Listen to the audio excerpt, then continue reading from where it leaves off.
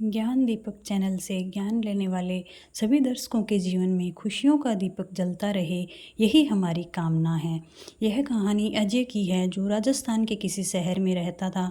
वो ग्रेजुएट था, एक प्राइवेट कंपनी में जॉब करता था। वो ज़िंदगी में खुश नहीं था। हर समय वो किसी न किसी समस्या से परेशान रहता था और उसी के बारे में सोचता रहता कि मेरी ज़िंदगी में इतनी परेशानियाँ क्यों हैं। एक बार अजय के शहर से कुछ दूरी पर एक फ़कीर बाबा का काफ़िला रुका हुआ था।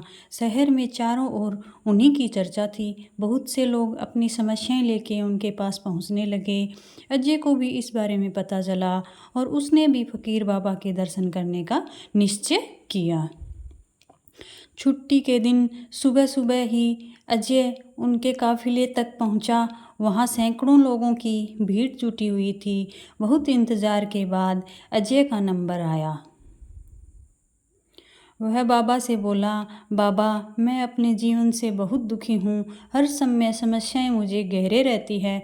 कभी ऑफिस की टेंशन रहती है, तो कभी घर पर अनबन हो जाती है और कभी अपनी सेहत को लेकर परेशान रहता हूँ। बाबा कोई ऐसा उपाय बताइए कि मेरे जीवन से सभी समस्याएं ख़त्म हो जाए और मैं चैन से जी सकूँ। बाबा मुस्कुराए और बोले, पुत्र आज बहुत देर हो गई है। मैं तुम्हारे प्रश्न का उत्तर कल सुबह दूंगा, लेकिन क्या तुम मेरा एक छोटा सा काम करोगे? जरूर करूँगा, अजय उत्साह के साथ बोला।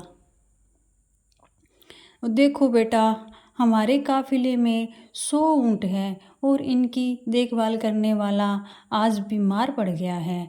मैं चाहता हूँ कि आज रात तुम इनका ख्याल रखो और जब 100 के 100 ऊँट बैठ जाए तो तुम भी सो जाना। ऐसा कहते हुए बाबा अपने तंबू के अंदर चले गए। अगली सुबह बाबा अजय से मिले और पूछा, कहो बेटा, नींद अच्छी आई? कहाँ बाबा, मैं तो एक पल भी नहीं सो पाया। मैंने बहुत कोशिश की, पर मैं सभी ऊँटों को नहीं बैठा पाया। कोई ना कोई ऊँट खड़ा हो ही जाता था। अजय दुखी होते हुए बोला, मैं जानता था यही होगा। आज तक कभी ऐसा नहीं हुआ कि ये सारे ऊँट एक साथ बैठ जाए। बाबा बोले। अजय नाराज़गी भरे स्वर में बोला, तो बाबा फिर आपने मुझे ऐसा करने के लिए क्यों बोला?